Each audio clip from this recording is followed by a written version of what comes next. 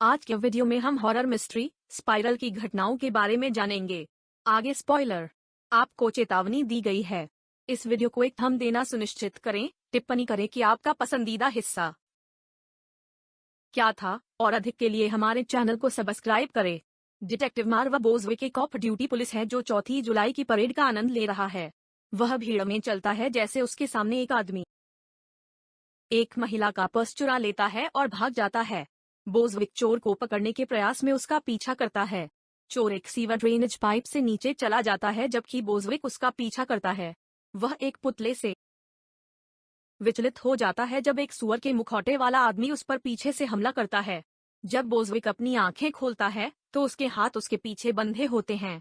उसकी जीभ एक धातु के जाल में लटकी हुई है और वह मेट्रो ट्रैक के बीच में एक कुर्सी पर खड़ा है। किसी डिवाइस पर रिकॉर्ड किया गया संदेश चलने पर उसकी जीभ और हाथ दोनों से खून बह रहा है। बोजविक को रिकॉर्ड के माध्यम से एक विकल्प दिया जाता है। संदेश, उसकी जीभ फाड़कर जीवित रहे या अगली ट्रेन के आने और मरने तक बने रहे।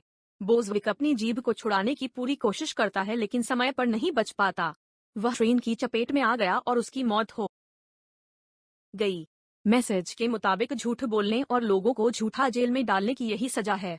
जासूसी जेकिल जेके बैंक्स को पुलिस कप्तान एंजी गार्जा द्वारा एक नए धोखेबाज साथी विलियम शेंक को सौंपा गया है। जेके केकल कार्य करता है और उसे साथी विलियम पसंद नहीं है लेकिन उसके साथ काम करने के लिए मजबूर किया जाता है। उन्हें मार्वा बोजविक की मौत का मामला सौंपा गया है। दोनों अपराध स्थल के रास्ते में जाते हैं। विलियम का एक परिवार है जिसमें एक बच्चा और एक पत्नी है, जबकि जेके का एक बेटा है और वह तलाक के दौर से गुजर रहा है। जब वे स्थान पर पहुंचते हैं तो वे बोजविक के विच्छेदित शरीर को देखकर भयभीत हो जाते हैं। उन्हें अभी तक उसकी पहचान का पता नहीं चला है लेकिन उसका चेहरा विकृत देखकर उन्हें पता है कि यह एक मुश्किल काम होगा। जब वे स्टेशन पर वापस आते हैं तो जेके को एक पैकेज मिलता है। अंदर एक पेन ड्राइव है जो कहती है, मुझे खोलो। एक वीडियो में एक व्यक्ति कह रहा है कि वह पुलिस की मदद करने और उन्हें उनकी शपथ की याद दिलाने के लिए है और स्टेशन के एक अधिकारी ने सुधार करने से इनकार कर दिया है। वीडियो की पृष्ठभूमि कोर्ट हाउस की इमारत की दीवार है जिस पर लाल सर्पिल स्प्रे पेंट किया गया है। गुप्तचरों का सुझाव है कि ऐसा करने वाला व्यक्ति आरा नकलची है। आरा एक प्रसिद्ध अपराधी हुआ करता था जो इसी तरह की आपराधिक गतिविधियों के लिए जाना जाता था, लेकिन वह वर्षों से मरा हुआ है। जासूस जांच के लिए कोर्ट हाउस जाते हैं। साइन के बगल में खिड़की में उसी तरह का एक पैकेज है। जेके इसे खोलता है। अंदर जीभ के साथ साथ पुलिस का बैज भी होता है। वे पाते हैं कि बैज जासूस बोजविक का है। दंत रिपोर्ट से पता चलता है कि पाया गया शव वास्तव में बोजविक का था। हत्या की चर्चा के लिए पूरा दस्ता स्टेशन पर इकट्ठा होता है। जेके को अपने सहयोगी जासूस फिच और बाकी टीम के साथ नहीं मिलता है, लेकिन वे मामले के लिए अपने मतभेदों को अलग रखते हैं। जेके इस मामले के लिए टीम के नेता हैं। बोजविक जेके के पारिवारिक मित्रों में से एक हुआ करता था। वह बोजविक की पत्नी कारा से मिलने के लिए बोजविक के घर जाता है। जेके की पत्नी लीसा भी वहीं है। कारा जेके को बताती है कि कुछ दिन पहले उनके घर के सामने एक काले रंग की एसयूवी थी। बोजविक का अंदर के व्यक्ति से विवाद हो गया। वह उसे बोजविक का आईपैड और लैपटॉप प्रदान करती है और उससे अपराधी को खोजने का अनुरोध करती है। जब जेके घर आता है तो उसके पिता और एक पूर्व पुलिस अधिकारी मार्कस बैंक उसकी रसोई में बैठे हैं। मार्कस ने मामले को देखने के लिए उस दिन जेके को रात के खाने के लिए आमंत्रित किया। उसके और जेके के बीच अच्छे संबंध नहीं हैं। कई साल पहले जेके एक अन्य पुलिस वाले के खिलाफ गवाही देने के लिए एक गवाह की हत्या के लिए अपने सह जासूस में बदल गया था। डिटेक्टिव फिच ने उनके बैकअप कॉल्स को नजरअंदाज कर दिया था जिसके परिणाम स्वरूप उन्हें गोली मार दी गई थी। घटना के बाद जेके ने अब टीम के किसी पर भी भरोसा नहीं किया और अब भी अकेले काम करना पसंद करते हैं। सिवाय इस मामले में उसके पास कोई विकल्प नहीं है। नकलचियारा हत्यारा बेहद खतरनाक है। टीम पूरे दिन मामले की जांच करती है लेकिन कुछ भी उपयोगी नहीं पाती है। डिटेक्टिव फिच और उसके साथी को बंदूक की दुकान के निगरानी कैमरे से उसकी मौत से पहले चोर का पीछा करते हुए बोजविक का एक वीडियो मिलता है, लेकिन वे जेके को सूचित नहीं करते हैं और देखभाल की आगे स्वयं जांच करते हैं। फिच वीडियो से चोर को जानता है। उसका नाम बेनी राइट्स है। फिच उससे अकेले मिलने जाता है। उसे वहां सुअर का मुखौटा मिलता है। जैसे ही वह बैकअप कॉल करने की कोशिश करता है, किसी ने उसका गला घोंट दिया। जब वह उठता है तो वह पानी के बेसिन में होता है। उसका सिर एक पिंजरे के अंदर है और उसकी उंगलियां एक बिजली के उपकरण से जुड़ी हुई हैं। उसने खुद को छुड़ाने की कोशिश की लेकिन कोई फायदा नहीं हुआ। उसके सामने एक वीडियो चलता है जिसमें कहा गया है कि उसे खुद को मुक्त करने के लिए अपनी उंगलियां बाहर निकालनी चाहिए वरना वह करंट लग जाएगा। वह वहां इसलिए है क्योंकि उसने एक बार एक आदमी को सिर्फ इसलिए मार डाला था क्योंकि उसने उसका अपमान किया था। फिच बच नहीं पाता है, इसलिए उसकी मौत हो जाती है। उस रात बाद में विलियम को पता चला कि बोजविक के पास सबसे अधिक मामले थे जहां उसने कोर्ट हाउस में झूठ बोला था। वह जेके को इसके बारे में बताता है, इसलिए हत्यारे ने अपनी जीभ कोर्ट हाउस के बाहर रख दी। जेके अपने पिता के पास रात के खाने के लिए जाता है लेकिन वह वहां नहीं है। अगले दिन उसी तरह का एक और पार्सल जेके के लिए आता है। अंदर एक और पेन ड्राइव है। वीडियो एक कार का है जिस पर लाल रंग का सर्पिल स्प्रे पेंट किया गया है। इसके सामने एक खिलौना सुअर है। वे जानते हैं कि यह जगह स्टेशन से 2 ब्लॉक दूर है। ये वही जगह है जहां फिच ने उस शख्स की हत्या की थी। पुलिस वहां पहुंचती है और कार का दरवाजा खोलती है ताकि अंदर एक मरा हुआ सुअर दिखाई देता है। एक और पैकेज भी है। पैकेज के अंदर फिच की उंगलियां हैं। वे फिच के अंतिम स्थान का पता लगाते हैं और पानी के बेसिन में उसके मृत शरीर को खोजने के लिए वहां जाते हैं। उन्हें पता चलता है कि फिच बेनी राइट्स नाम के एक आदमी की तलाश कर रहा था। जेके और विलियम्स उसकी तलाश में जाते हैं लेकिन असफल होते हैं। फिर वे जेके के पुराने साथी पीट को देखने जाते हैं। वह एक जेके था जिसे एक निर्दोष व्यक्ति की हत्या करने के बारे में बताया गया था। जेके सोचता है कि पीट उससे बदला लेने के लिए यह सब कर रहा है, लेकिन पीट कुछ भी प्रकट नहीं करता है। उस रात जेके अपने पिता के अपार्टमेंट में जाता है लेकिन वह अभी भी वहां नहीं है। अगले दिन उसी तरह की एक और डिलीवरी स्टेशन पर आती है।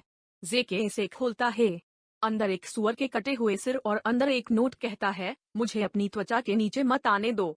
वे बॉक्स पर मानव त्वचा का एक टुकड़ा देखने के लिए सिर को बाहर निकालते हैं। त्वचा, एक ही टैटू जो विलियम्स किया है। जेके का मानना है कि विलियम्स अगला शिकार था। त्वचा के अंदर कॉन्स्टेंटाइन पेंट्स की एक बोतल होती है। यह जासूसों को एक मांस की दुकान में ले जाता है जहां जेके और उसके पिता सालों पहले आते थे। वहां उन्हें एक लाश मिली जिसकी चमड़ी उतारी गई थी। वे मानते हैं कि यह विलियम का है। जेके उलझन में है कि ऐसा कौन करेगा। कैप्टन एनजी स्टेशन पर होती है जब उसे मार्कस बैंक्स से एक संदेश मिलता है कि वह कोल्ड केस रूम में बेसमेंट में नीचे आने के लिए कहता है। जब वह कमरे में प्रवेश करती है तो उसके सामने सुअर का मुखौटा पहने एक आदमी दिखाई देता है। वह भागने की कोशिश करती है लेकिन दरवाजा बंद है। फिर कमरा गैस से भरने लगता है। एनजी के पीछे से किसी ने उस पर हमला कर दिया। जब एनजी जागती है तो वह चेहरे पर एक चादर के साथ एक प्रणाली से बंधी होती है। एक टेप रिकॉर्डर बजता है जो कहता है कि एनजी लंबे समय से अपने पुलिस दोस्तों के भ्रष्टाचार को कवर कर रही है। अब बारी है अपना चेहरा ढकने की। गर्म उबलता मोम कुछ ही सेकंड में उसके चेहरे पर टपक जाएगा और उसके बचने का एकमात्र तरीका उसकी रीढ़ की हड्डी को तोड़ना है। एनजी खुद को मुक्त करने के लिए संघर्ष करती है क्योंकि उसके चेहरे पर गर्म मोम आ जाता है। अंत में वह मर जाती है। जेके और दस्ते को उस दृश्य पर बुलाया जाता है जहां एक अन्य पुलिस अधिकारी पर हमला किया गया था, लेकिन यह उन्हें एनजी से विचलित करने के लिए ही था।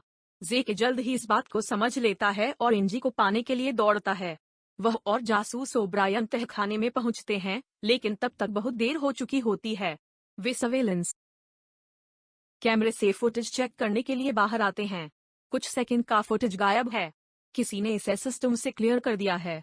वे प्रवेश लोग इनकी जांच करते हैं और पाते हैं कि विलियम्स और मार्कस बैंक्स ने सिस्टम में प्रवेश किया था।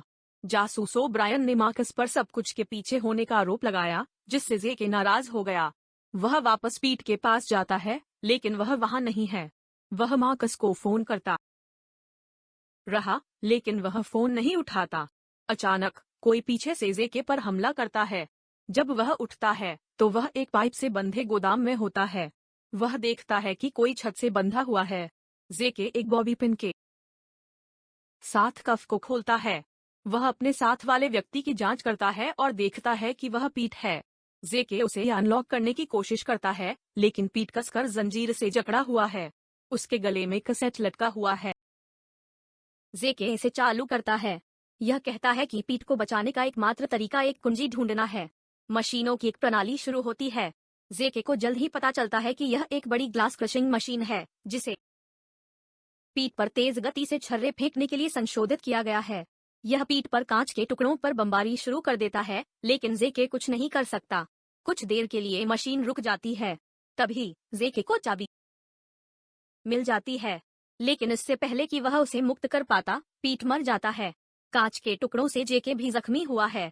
वह गोदाम से नीचे जाता है और एक कमरे में प्रवेश करता है और देखता है कि उसके सामने विलियम्स के अलावा कोई और नहीं खड़ा है। जेके हैरान है, लेकिन जल्द ही पता चलता है कि यह सब विलियम कर रहा था। विलियम वास्तव में उस निर्दोष व्यक्ति की संतान है जिसे पीट ने उन सभी वर्षों पहले मार डाला था। वह पुलिस व्यवस्था का बदला लेने के लिए वापस आया था। उसने अपने परिवार और अपने असली नाम सहित हर चीज के बारे में झूठ बोला। अब उसने जेके के पिता को भी अपहरण कर लिया है। वह जेके को सिस्टम के सभी भ्रष्ट अधिकारियों को हटाने के लिए उसके साथ साझेदारी करने के लिए कहता है। अगर विलियम अपने पिता को जाने देता है तो जेके ऐसा करने के लिए सहमत हो जाता है। विलियम उसे एक बंदूक देता है और स्वाट टीम को यह कहते हुए बुलाता है कि बंदूक वाला एक आदमी जगह पर हमला कर रहा है।